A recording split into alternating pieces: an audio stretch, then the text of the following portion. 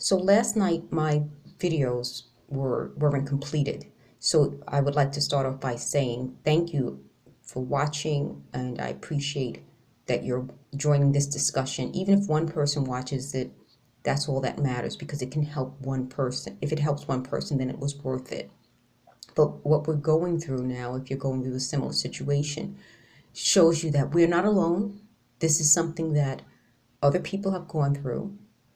And the best part about this is that the more we discuss it, the more we tell people about our situation, the easier it will be for everyone to resolve it.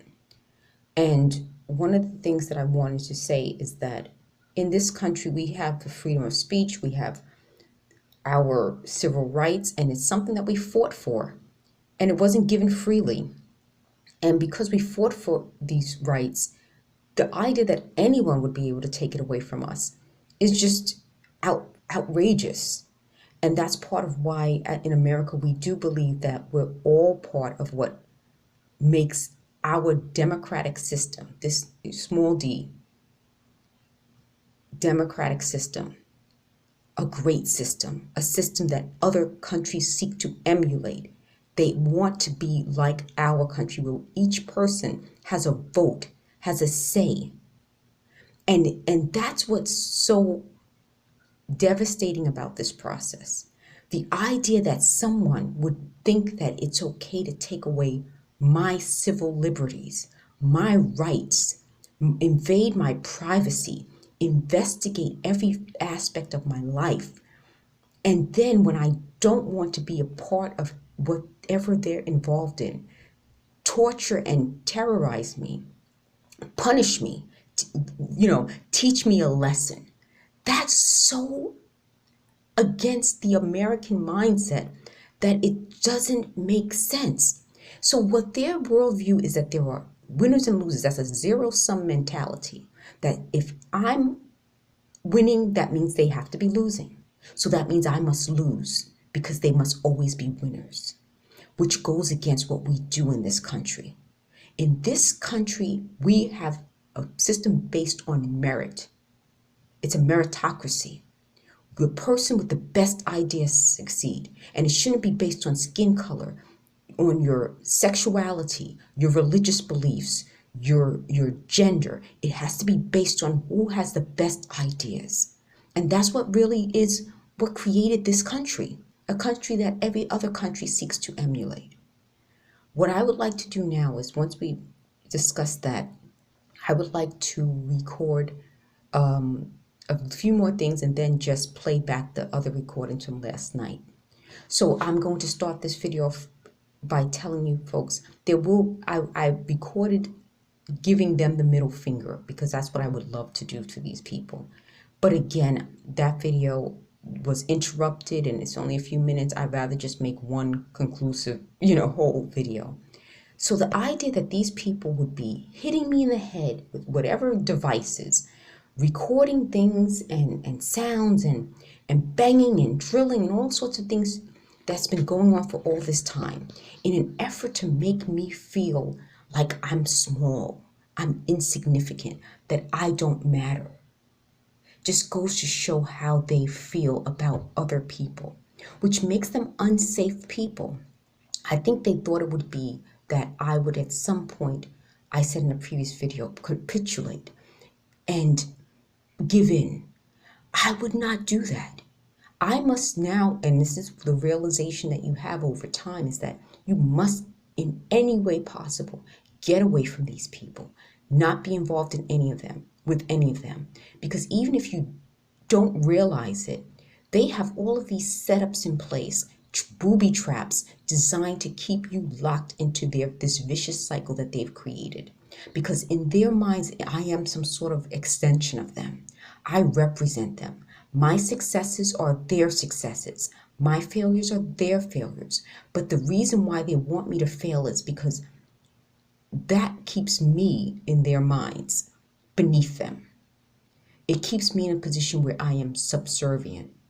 I must depend on them when it's really the other way around. They want me to help them. So if you think of it that way, Let me see if it makes sense. If they are zero sum people where they're winners and I'm a loser, and I win on my own, then that makes me their competition. That can never be the case. So I must become a loser who would need their help while in reality it's me helping them. So that's why they want to be in my life, so that any success I get, they can claim credit for. Any failures they can blame me for. If I'm an independent, self-sufficient woman, then my successes are my successes, my failures are my failures, and I won't need them. So that's why this actually breaks that pattern and cycle, so that no matter what happens in the future, none of these people will ever be in my life. If I fail, I fail. If I win, I win. It doesn't matter to them. It shouldn't matter to them. But that's exactly why they don't want this cycle to end, because they must have me as an extension of themselves. They must have me involved in their lives. So that's why it is such a convoluted mindset that I will allude to later in this audio, that it's part of why it seems that these types of people who are stalkers and harassers demonstrate a lot of sociopathy and narcissistic traits. These are people who look at the world in that zero sum mentality and will do anything in their power to get what they want. Whereas normal people, we have a conscience, we have barriers, we have limits. I mean, when you look at the people in the world who do these horrible things, they don't have those same, I'll say, guardrails that keep them within the legal realm of doing things, keep them in a socially conscious way of doing things. They go beyond that. They do things out of those limits. And maybe that's why some of them are very successful for a time. I think in the long run, none of them are really successful.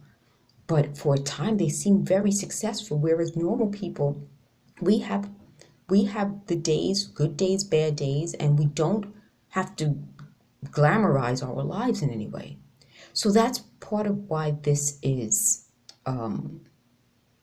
something that I think should be discussed. I always sit, I've been saying now, broken down people attract broken down things. You attract those things because if you have these issues, then you're going to attract those issues into your life and they'll stay there. For people who don't want these things in their lives, like I don't want these people in my life, I get away from it. I I get away from these types of people. And that's part of why I think they're upset. Because instead of me being okay with a broken down situation, I got away from these types of people. I wasn't going to accept it because I'm not broken down. That's part of what I'm saying. I live within guardrails. So I don't need to go beyond these guardrails to be successful. If it works out for me, it works out for me. If it doesn't, I'm okay with it. My mindset isn't that I must succeed at all costs, just the opposite. And I have to work within the guardrails. I have to work within the law. The other part of that is that I don't want to be around these types of people who work in coordination with each other. Let's just say that. Because that takes away your free will. I don't feel that I should be given up, that I should give up my free will. I don't think that I should have to, in my daily life, in functioning, that I should have to depend on someone else to tell me every little aspect of my life and my mindset. I am a woman who can be self-sufficient. I don't have to go back to someone to get approval. And that's another thing. I don't have to get their approval.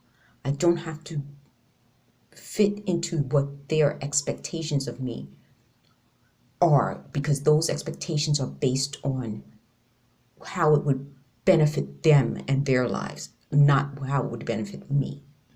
And that's part of it. That's a whole other discussion. So all of our discussions, I hope to put into smaller videos, like little videos about these topics.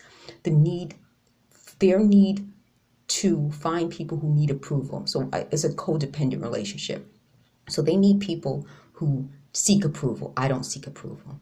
They need people who will be willing to violate the law. I will not violate the law. They need people who think that there is a hierarchy. I do not believe that there's a hierarchy. I believe that we have equality. That's the whole point. It's about equality, not about hierarchy.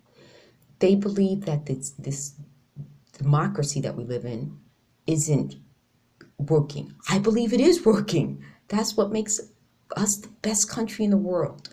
They don't want us, they believe in ego, and ego could be something that could be very negative. Whereas if you're a healthy person, you realize that sometimes you have to laugh at yourself. That's another thing. These types of people lack a sense of humor, a true sense of humor, where they can laugh at their faults.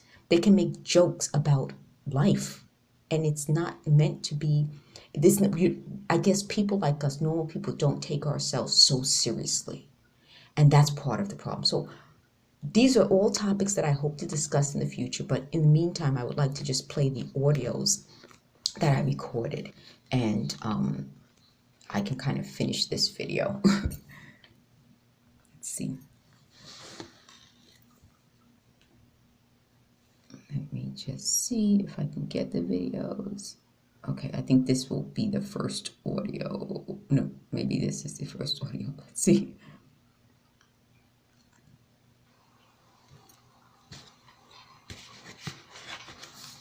So the previous video ended, so I wanted to conclude it with, of course, I wanted to thank you guys for watching and your support, and hope that you're not going through this process. But if you are, letting you know that you're not alone.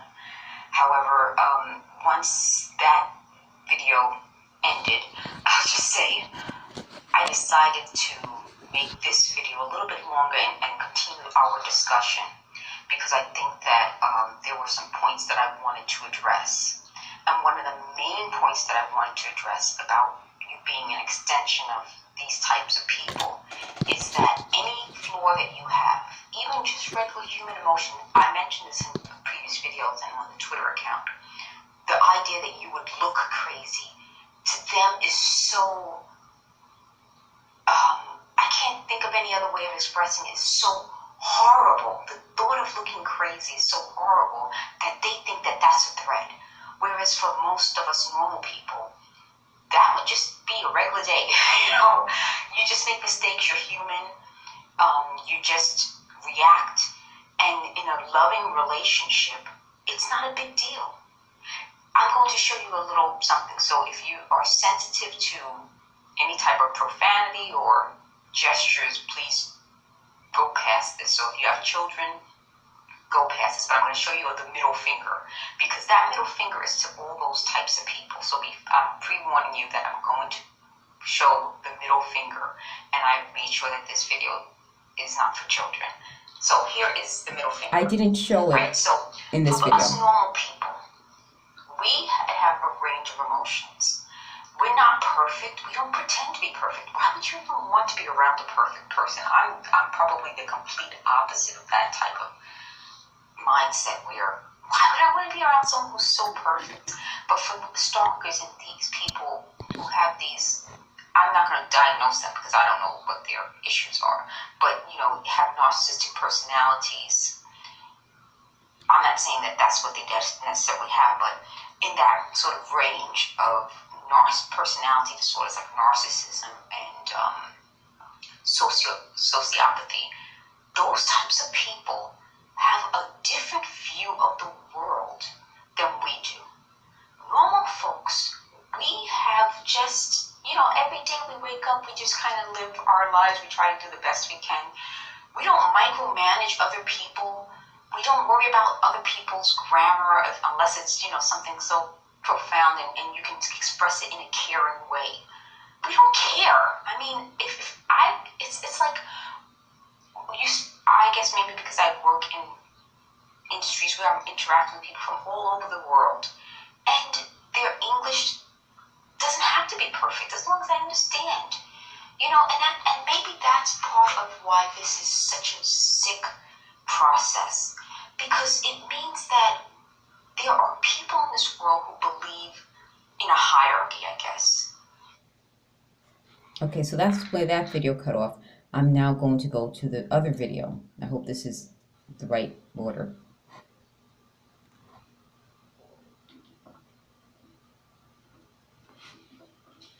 I don't know if that's the right order. That might not be the right one. Let's see if this is it.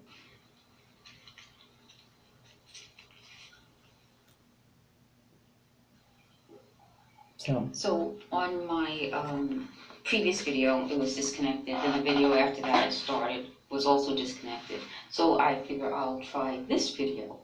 And I was going to use some of the graphics that I had, but what I may do is, instead of using the graphics, I'll instead just talk to you guys. So what I was saying with this whole process is that there must be, and again, I'm not diagnosing anyone, or I'm just saying that there are, if you look up in the DSM, you'll be able to find out some of the traits in the checklist that narcissistic people have, people who have sociopathic tendencies have, and most of those things on the checklist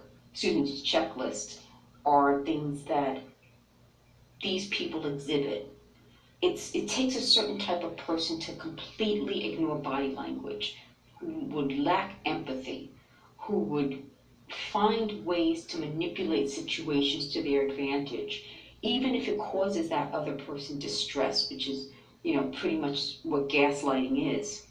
So what these people tend to do, things that are to their personal advantage without any regard to how it will affect the people they're doing it to, even people they claim to love, because at the root of their problems